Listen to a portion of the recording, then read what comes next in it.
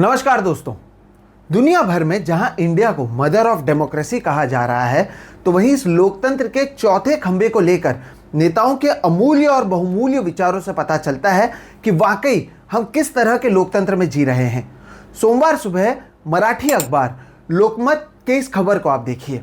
Maharashtra BJP के अध्यक्ष हैं चंद्रशेखर बावनकुळे। उन्होंने अपने पार्टी के पदाधिकारियों से बात करते हुए कहा कि आप पत्रकारों को चाय पानी के लिए महीने में एक बार ले जाइए। वो अपने कार्यकर्ताओं से कहते हैं कि पत्रकारों को कम से कम एक महीने में एक बार तो आपको बाहर ले जाना चाहिए।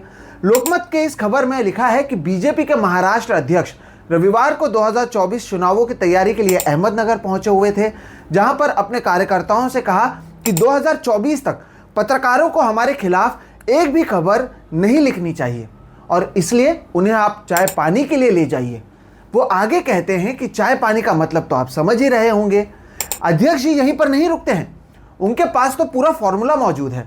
बूथ पर काम कर रहे कार्यकर्ताओं से वो कहते हैं कि उनके बूथ में कौन पोर्टल का पत्रकार है, कौन इलेक्ट्रॉनिक मीडिया का पत्रकार है, कौन प्रिंट मीडिया का पत्रकार है, उसका एक लिस्ट तैयार किया जाना चाहिए।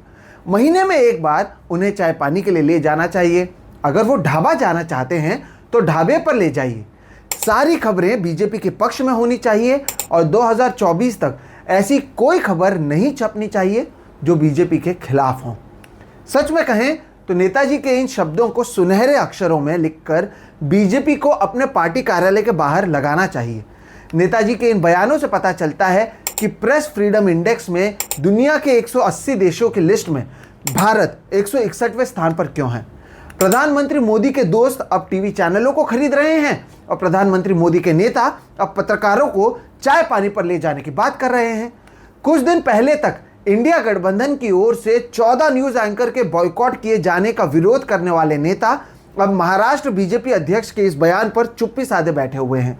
इनकी चुप्पी ठीक उसी तरह से है जिस तरह प्रधानमंत्री मोदी मणिपुर को लेकर चुप हैं। आप ही बताइए कि जब उनके नेता इस तरह से खुलेआम पत्रकारों को खरीदने की बात करते हैं तो फिर इंडिया गठबंधन की ओर से इन 14 एंकर्स को बॉयकॉट करने पर वो किस आधार पर सवाल उठा रहे हैं। बहरहाल नेताजी के इस बयान के बाद आपको पत्रकारों के हालात के बारे में बताना ज़रूरी है। दोस्तों, अब भी ऐसे कई पत्रकार हैं जो बहुत परेशानी झेल रहे हैं, लेकिन इसके बावजूद उनका जुनून है पत्रकारिता और वो अपनी खबरों को आपके सामने लाने की कोशिश कर रहे हैं। इसका हर्जाना भी उन्हें भुगतना पड़ रहा है।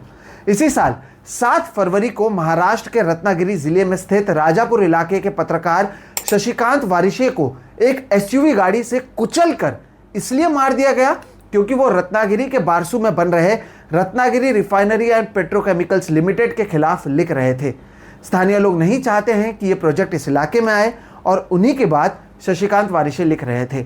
शशिकांत वारिशे ने महानगरी टाइम्स में आरोपी पंढरीनाथ आंबेडकर के बारे में लिखा था और बताया था कि किस तरह एक आरोपी की तस्वीर प्रधानमंत्री मोदी और मुख्यमंत्री एकनाथ शिंदे के साथ लग रही है। इसके कारण उन्हें कुचल कर मार दिया गया। जून महीने में जब प्रधानमंत्री मोदी यूएस के दौरे पर थे तो वॉल स्ट्रीट जर्नल की रिपोर्टर सबरीना सिद्दीकी ने प्रधानमंत्री को भारत में मुस्लिम और माइनॉरिटी राइट्स के बारे में पूछा। इसका जवाब देते हुए प्रधानमंत्री मोदी ने भारत के डीएनए और स्पिरिट में डेमोक्रेसी मौजूद होने की बात कही। लेकिन ठीक उसी समय देश भर के तथाकथित देशभक्तों ने सबरीना सिद्दीकी को सोशल मीडिया पर ट्रोल करना शुरू किया। उनकी मुस्लिम आइडेंटिटी पर सवाल उठाए जाने लगे। हालात इतने बिगड़ गए कि यूएस नेशनल सिक्योरिटी काउंसिल के जो लीड हैं स्ट्रैटेजिक कम्युनिकेशन के लिए, जॉन कर्बी, उन्होंने इस ट्रोलिंग का विरोध किया और साथ ही कहा कि प्रधानमंत्री मोदी जिस प्रिंसिपल्स ऑफ डेमोक्रेसी की बात कर रहे थे ये उसके विरोध में काम हो रहा है। आप इस तरह से पत्रकार को सवाल पूछने के लिए ट्रोल नहीं कर सकते।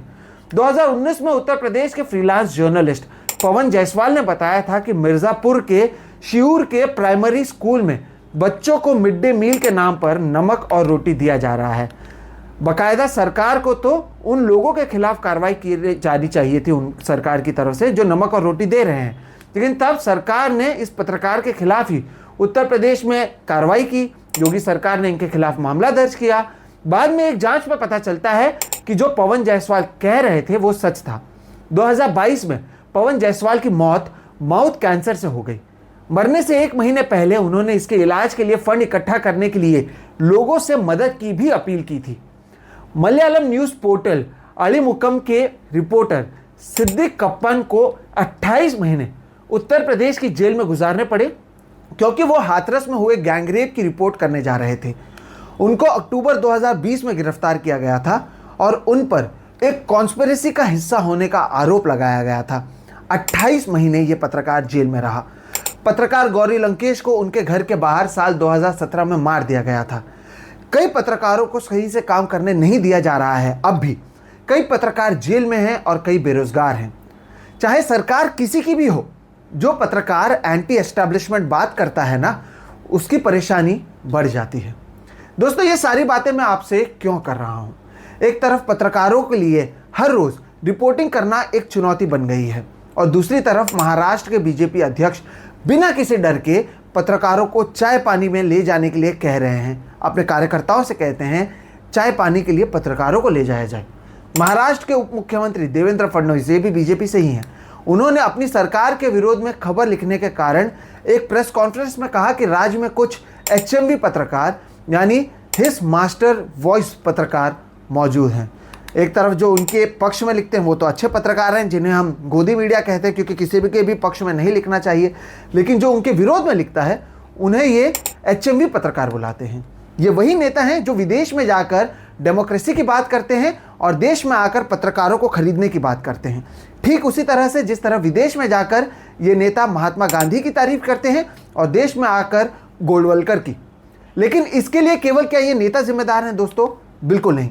गोदी मीडिया का एक बहुत बड़ा गुट इन नेताओं के लिए दिन रात केवल और केवल PR और प्रचार करने का काम करता है और इसलिए अब इन नेताओं को लगता है कि मीडिया का काम केवल और केवल उनकी वाहवाही करना है। इसलिए तो बिना किसी डर के खुलकर ये नेता अब मीडिया के बारे में बात कर रहे हैं। सवाल ये भी है कि आखिर ये लोग मीडिया से इतना डरते क्यों हैं? प्रधानमंत्री प्रेस कॉन्फ्रेंस नहीं करते हैं, जो इंटरव्यू देते हैं वो अपने लोगों को ही देते हैं।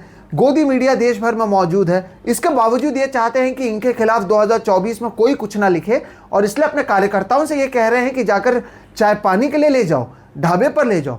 इस सब में दोस्तों अब एक बड़ी जिम्मेदारी आप दर्शकों की भी है। आप सभी को समझना होगा कि कौन पत्रकार है और कौन सरकार की गोद में बैठा हुआ गोदी मीडिया का सदस्य, क्योंकि आप में से कई उन नमूनों को देखते हैं, इसलिए तो ये नेता वहां पर जाते हैं। जिस दिन आप इसे बंद कर देंगे उस दिन इन नेताओं की जरूरत नहीं होगी किसी पत्रकार को चाय पानी देने या HMV बुलाने की। इसके अलावा इस YouTube चैनल के जरिए आपके सामने सही खबरों को पहुंचाने का जो एक वादा है वो मैं भी करता हूं। दोस्तों, इस समय मैं आपको टीवी मीडिया में स्ट्रिंगर नामक एक कुछ पत्रकारों के बारे में बताना चाहता हूं। ये वो पत्रकार हैं जो महाराष्ट्र सहित देश के अलग अलग गाँव में, कस्बों में मौजूद हैं। बड़े बड़े न्यूज़ चैनल, अखबारों के लिए ये वहाँ से खबर भेजते हैं जिस पर एंकर चमकते हैं, लेकिन असली मेहनत इनकी होती है। चंद रुपयों के लिए ये काम नहीं कर रहे हैं, ये काम कर रहे हैं क्योंकि इनका जुनून है पत्रकारिता। और ये एक सही समय है आप लोगों के सोचने के बारे में कि कौन पत्रकार है, कौन चाय पानी लेने जा रहा है, कौन सरकार की गोद में बैठा हुआ गोदी मीडिया है। दोस्तों, गोदी मीडिया के इस दौर में जब मोदी और हिंदू मुस्लिम पत्रकारिता चल रही है, तब अगर आपको लगा कि इस वीडियो से आपको कोई जानकारी मिली, कुछ समझ में आया, तो आप इस वीडियो को लाइक करें, इसे दूसरों के साथ भी साझा करें और इस चैनल को सब्सक्राइब करें ताकि हमें भी सही पत्रकारिता करने के लिए बल मिले। आमतौर पर हम किसी मुद्दे पर बात करते हैं, लेकिन हमें लगा कि ये एक मुद्दा है जिसे आपके सामने लाना चाहिए। ज़रूरी है आपको बताना कि ये नेता अपने कार्यकर्ताओं से क्या कुछ कह रहे हैं, ताकि आप भी सोचें कि ये मदर ऑफ डेमोक्रेसी में क्या कुछ हो रहा है। नमस्कार।